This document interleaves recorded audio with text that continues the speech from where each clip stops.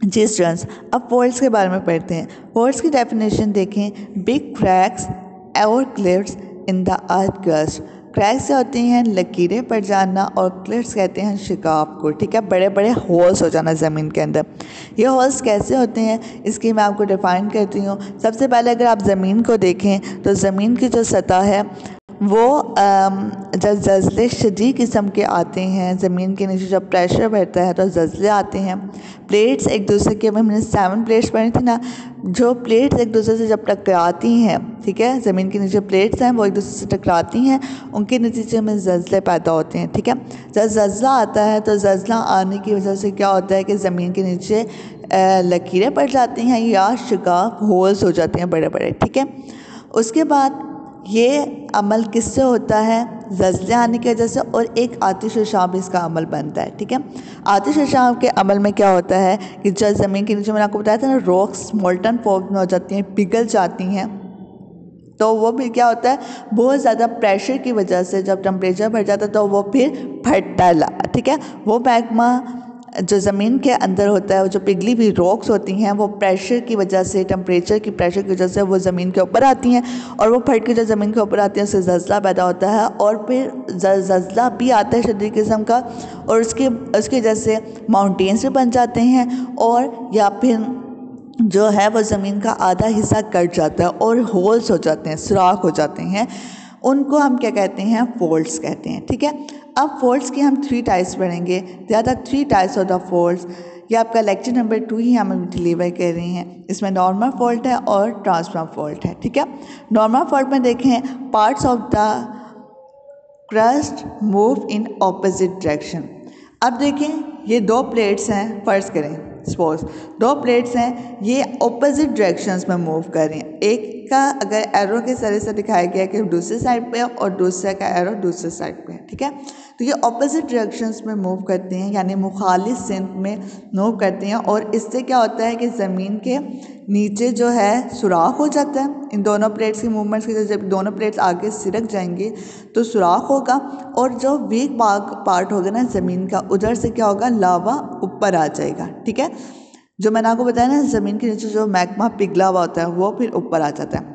Transform fault देखते हैं। Transform fault में क्या होता है कि pieces of the plates move forward and backward. Forward देखें, अगर आपको मैंने ये प्लेट्स के ज़रिए से शो करने की, पिक्चर के ज़रिए से शो करने की कोशिश की है कि जो एक एरो नीचे जा रहा है, एक ऊपर जा रहा है, और ये प्लेट्स एक दूसरे को रब करती हैं, एक दूसरे से रगड़ खाती हैं। ठीक है, अगर आप पेंसिल को, दोनों पेंसिल्स को साथ मिलाओ और ऊपर नीचे करो तो जो रगड़ पैदा होती है उसको हम रब कहते हैं, और ऊपर नीचे करने का प्रोसेस क्या होता है? Forward and backward.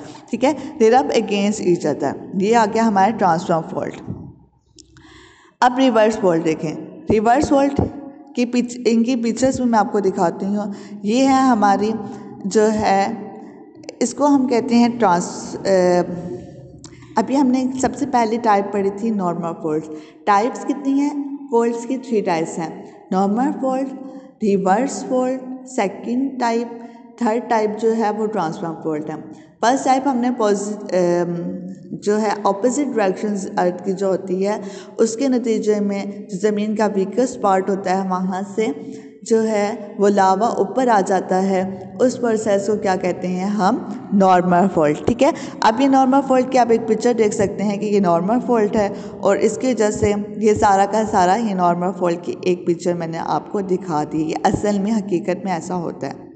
अब इसके बाद आप देखें, ये है हमारी रिवर्स फॉल्ट। रिवर्स फॉल्ट को अभी हम पढ़ते हैं, और मैंने ट्रांसफर फॉल्ट आपको दिखाई थी। ट्रांसफर फॉल्ट में मैंने आपको बताया था ना कि अर्थ जो है, ज़मीन एक दूसरे से रब करती हैं। ठीक है, यानी ज़मीन के नीचे जो 2 प्लेट्स होती हैं। ठीक है, व्हेन द प्लेट्स रब against each other and forward and backward. ठीक है, जब वो फॉरवर्ड और बैकवर्ड होती हैं और एक दूसरे को रब कर रही होती हैं, उस प्रोसेस को क्या कहते हैं? Reverse fault. ये रिवर्स फॉल्ट की एक पिक्चर है, ये ट्रांसफॉर्म फॉल्ट की पिक्चर है, और ये हमारी किसकी है? नॉर्मल फॉल्ट की। अब रिवर्स फॉल्ट देखें, इसको समझने में आसानी हो जाएगी।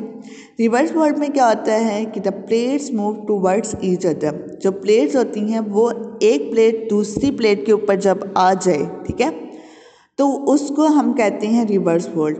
जब ज़मीन के नीचे जो क्रस्ट है उससे नीचे थोड़ी सी नीचे प्लेट्स होती हैं, ठीक है। इसीलिए हमें ज़मीन पे ज़्यादा शदीद किस्म के ज़लज़ले भी महसूस होते हैं। और जो सबसे जो नीचे भी अगर हम तह में भी देखें तो मेंटल से नीचे तक हमारे जो है वो क्रस्ट की प्लेट्स की फॉर्म्स आती हैं, ठीक है, प्लेट्स होती हैं वहाँ पे।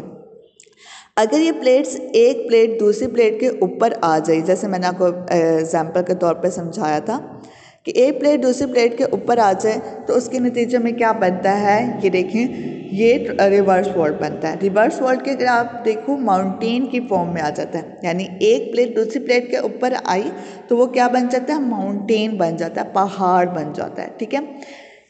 और ये सबसे ज़्यादा अगर देखें तो ये ख़तरनाक किस्म का होता है क्योंकि इसमें बहुत शदीद किस्म का ज़लज़ला आता है, अर्थ की करप्शन होती है और वॉल्केनिज़म अरप्शन भी हो जाती है। यानी मतलब वॉल्केनिज़म अरप्शन किसे कहते हैं, जिसमें जो मैग्मा होता है वो जो पिघली हुई रॉक ज़मीन के नीचे होती हैं वो बाहर आ जाती हैं। जब वो बाहर आती हैं तो वो लावा की शक्ल इख्तियार कर जाती हैं और उसमें बहुत शदीद किस्म का ज़लज़ला आता है। और उसमें क्या होते हैं, जो प्लेट ज़मीन के नीचे हैं वो एक दूसरे के ऊपर आ जाती हैं, उसको हम रिवर्स वॉल्ट कहते हैं, ठीक है। अब मेजर प्लेट्स और इन पाकिस्तान जो है वो फोल्ड्स के अगर हम देखें ज़लज़लों के सेंटर में है, ठीक है। फोल्ड जोन कहते हैं, जहाँ पे बहुत ज़्यादा ज़लज़ले आते हैं ना उसे फोल्ड जोन कहते हैं, सही। पाकिस्तान में सबसे ज़्यादा ज़लज़ले आते हैं और पाकिस्तान इस एरिया में कहलाता है जहाँ पे सेंटर में है, ठीक है, जहाँ पे ज़लज़ले शदीद किस्म के आते हैं। अब पाकिस्तान में जो ज़लज़ले शदीद किस्म के आते हैं मेजर प्लेट्स की वजह से, तो वो हमारी दो प्लेट्स के नीचे हैं, वो कौन सी हैं, यूरेशियन प्लेट, यूरोप और एशिया की जो दो प्लेट्स इकट्ठी मिली हैं, साथ जो है हमारा इंडिया लगता है तो इंडियन प्लेट्स, ठीक है। हर कॉन्टिनेंट के नीचे उसकी एक प्लेट होती है, सही, जो एक दूसरे कॉन्टिनेंट्स की अलग प्लेट्स हैं, हर कंट्री की अलग प्लेट्स हैं, लेकिन हमने हर कंट्री की प्लेट्स नहीं करी, हमने सिर्फ बिग मेजर प्लेट्स पढ़ी थी। अच्छा, अब इंडिया की भी प्लेट है जो हमारे साथ लगती है, ठीक है, और यूरेशियन प्लेट जो हमारे पूरे कॉन्टिनेंट्स की प्लेट है, ठीक है, यानी यूरोप और एशिया को मिला के दो कॉन्टिनेंट्स को मिला के हमने यूरेशियन प्लेट कह दिया, ठीक है। और यूरेशियन प्लेट जो है वो हमारी पाकिस्तान की मेजर प्लेट है और इंडियन प्लेट्स, ठीक है।